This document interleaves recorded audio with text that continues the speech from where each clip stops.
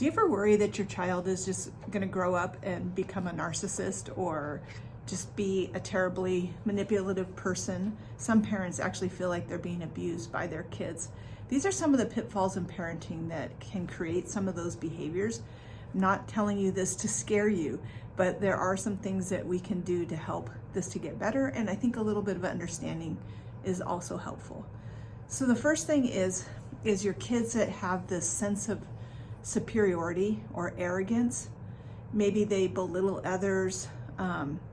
Maybe they don't ever see anything from anybody else's side. They may also not be aware that anybody else is doing anything better than they are in their world that they've created. And it doesn't usually come from actually feeling superior.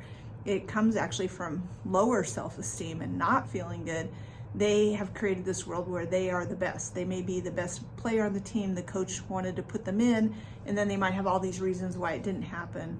Maybe they are really good at something, but a lot of the kids that I work with are not. And so as a parent, just want, in the quest to build self-esteem, we want to be careful that we're not overpraising our kids without any accountability. So I've worked with a lot of parents that have super smart kids. I know the kids are smart, but what benefit is it for your children to grow up thinking that they are superior to everyone else, the teachers, the other people in the family, because they're so smart? And yet they have no accountability. They have no responsibilities of what they're actually doing with their intelligence. Instead, there's all these reasons because they're so smart why everybody else is lower than them. So that kind of thing leads to that arrogance and sense of superiority. Not that you caused it, but that it can just play into it. So you want to watch out for that. The second one is entitlement. So when your kids feel they have a right to things that they don't. Those things are just there, but they feel like they have the right to it. You hear it a lot in like, this is my house. Like I've had, when I worked in the homes with families, how many kids told me to get out of their house, even though their parents are standing right there and have told me to come in. So a lot of this comes from not earning things, actually, just no responsibilities and no earnings. So they have the right to all of these things. And I think that we have to really watch ourselves as parents, because sometimes we feel like, because this is the way the world is, that yes, they have all these rights to things, but it isn't a right to have a cell phone or a laptop or all the things that kids have today.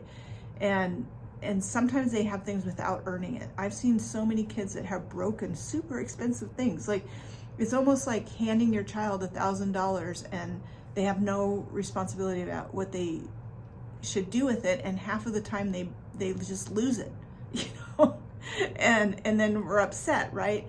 But they haven't learned how to earn something. They haven't learned how to take care of things that they have, and they haven't grown up learning that everything they have is because of you as the parents. Like you might allow them to have a phone. You might allow them the privilege of learning to drive. All of the different things, that they're not entitled to it. They don't have to have it. And so kind of watch how you word that with your kids and how you think about it. The other thing that kind of creates that sense of entitlement is when they don't have to own up to their actions.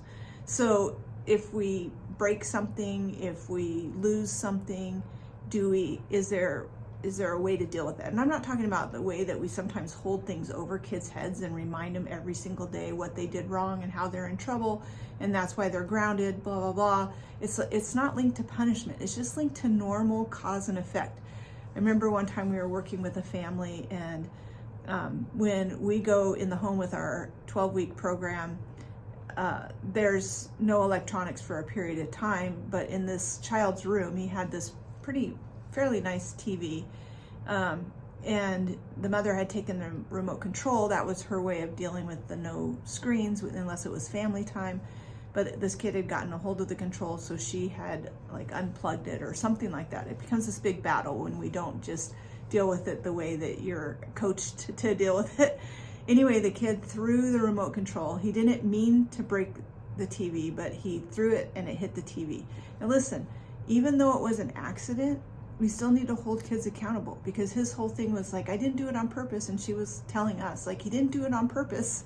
And so we thought, well, it's okay because this isn't supposed to be here anyway. And I am not kidding you, by 2 days later, when we came back into the home, he had a new TV in his room. This was a family that had no money. Like they were barely surviving. And yet he had a phone, he had a TV, he had gaming devices, you know, all of the things, right? And how he treats those things. I mean, I've seen kids treat their laptops that they have, I mean, their phones, like just no regard, right? And so until children are old enough to be responsible to have those things, we need to really be careful about how much we're just giving. And even responsibility might be in how they use something. And looking at the long term of that. So the third one is lack of empathy. And last week I did a whole video on empathy. So if you're having a kiddo that is never sorry, you know, has no empathy, please like watch that video, because it had a lot of helpful things in it. But it's also one thing that we do when we, that kind of plays into that, is us as the adults, like not really acknowledging a kid's emotions. This doesn't make our kids have empathy or not have empathy, but it helps to model it, that we're not so caught up in whatever they're telling us or the trouble that they're in or what they did, that we forget about their emotion behind it. So it really is, once we get used to it, just as simple to say, oh man, I can tell you were really upset, or you never would have, you know, pushed that kid, or whatever it was, or I could tell you were just joking around and it got carried away. You're just identifying with what they're trying to tell you, but not staying stuck in the emotion part of it. And that's the other thing that happens, is we want kids to just like say they're sorry, and then they might do it, but then it's not, they didn't do it with feeling, or they didn't, you know, all of the things, right? But we're not really acknowledging where they are in that process anyway. So we need to teach our kids about emotions, and we need to teach them what to do with their emotions. There's kind of a big push in a lot of parenting groups to talk to kids about emotions, and emotions have kind of taken the center stage. What somebody feels about something has precedent over everything else. Even I'm seeing this with adults, but that's not going to help us have empathy. That just helps us get kind of stuck in where we are and our perspective. And I think that's one thing that's really key about empathy, is that it takes seeing something from another person's perspective. And instead what we kind of do is we almost create like people pleasing in our kids, because we want them to, how do you think this makes somebody feel?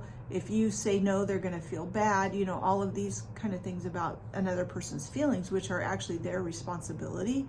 We want to be identify, like, I don't feel like going, and that should be okay.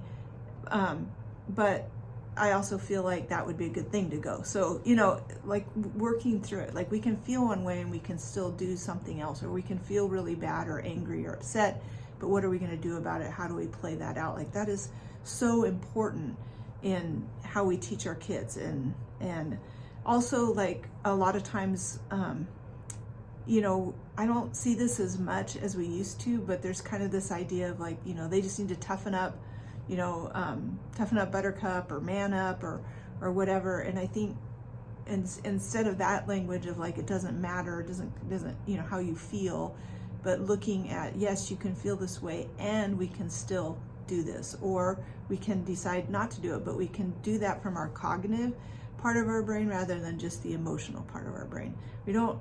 I don't feel that it's going to benefit our society to have a bunch of people that are so keyed into their own personal emotions that they can't see anything from anybody else's perspective, and they don't know what to do with their emotions. So they just have to have, you know, a mental health day because they can't do anything else. And I'm not against mental health days. Definitely, as a mental health provider, I know we need self-care. We just need to know how to do that and still live and be in a society or in a family. Helping your kids to understand things from other perspectives also builds empathy, but it doesn't come from like, how do you think that made that person feel? It helps them like telling stories or reading stories, or just building kind of an awareness of other people, and helping them learn how to read facial expressions. Kids with executive function functioning issues often cannot read facial expressions. They kind of see everybody as angry. They may not see them as happy. They may have more anxiety than to be able to do that. So teaching some of those things, teaching about emotions is really important, and what to do about them. The fourth one, a pitfall that we want to avoid, is your child just being the center of attention.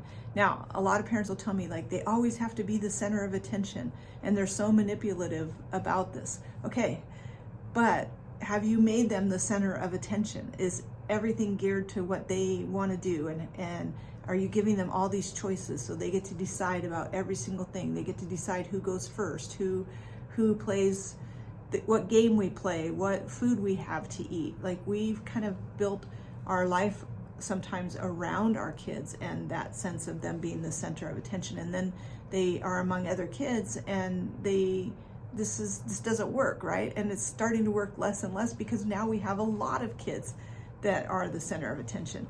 I will also say that we have more and more kids in our society that are being raised in smaller families. They don't have as many siblings, or there's longer gaps. Maybe yours is the youngest child, but there's 10-year gap or whatever between your kids. So they have been kind of the center of attention. They're the baby, they're the first one, or they're the only one.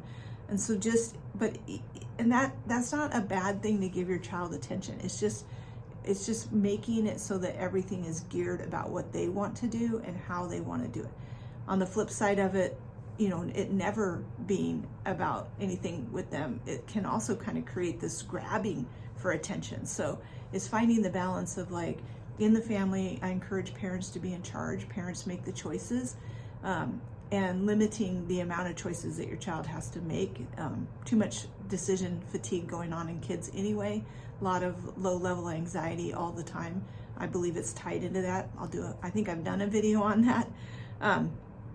But these are kids that just expect, like, because they showed up, it's like, hello, I'm here to see you, and you should be happy to see me just because I'm me. And yes, like, I want us to have that sense of feeling about ourselves, right? But when we're in a social context, or even in like social family gatherings, like, these are kids that they can't just go play, or they don't even know how to just play, like join in with somebody else and what they're doing, because I'm here now, let's play what I want to play, let's do what I want to do. So just this expectation to be admired, and they really lack the friendships and imagination to build that. And I think too, like, we want to, like, yes, our kids are wonderful. It goes back to praising without any, like, they haven't done anything, right? We're not praising their effort. We're not praising their resilience. We're not praising them for being kind. We're just praising them like, you're wonderful. And that, I mean, we all want to hear that, but it's sometimes what's leading in it when you have kids that just, they have to go first. They have to make all the decisions and the choices. So watch out for that. And the fifth one is just parenting with a lot of, like, shame and guilt. And kids that have this sense of superiority, they may feel like they may have, like, a sense of shame. Maybe deep down inside they feel like they're bad, or they're making kind of judgments on whether people are good or bad, and putting people into those categories instead of taking life a little bit more as it comes. And these are kids too that really struggle with making mistakes. So sometimes they won't try stuff that's new because they don't want to make mistakes, or they make mistakes and they get really, really upset, or they perceive that making mistakes is bad. There's a big difference between correcting a child and teaching a child when they do something wrong and guiding them through that, versus telling them, like, you always do this and you're bad, or you're just like your father, or you're gonna end up just like your grandma, or whatever it is, right? Like, we want to help them to not carry the shame, and carrying things over from one day to the next, or weeks later. I was working with a family that was really struggling with a child that had gotten in trouble with the law. And it was almost, they kind of admitted, like, yeah, every day we want to make sure he knows, like, you're in trouble, like, you've gotten in trouble. And I think there's some of all of these things, right? Like how do you think this makes us feel? They don't want, it's like, you shouldn't be enjoying your life because you got in trouble. And so this kid is just like grabbing, he's kind of reached the point where it's like, I'm already in trouble, so who cares? I'm already bad, so who cares?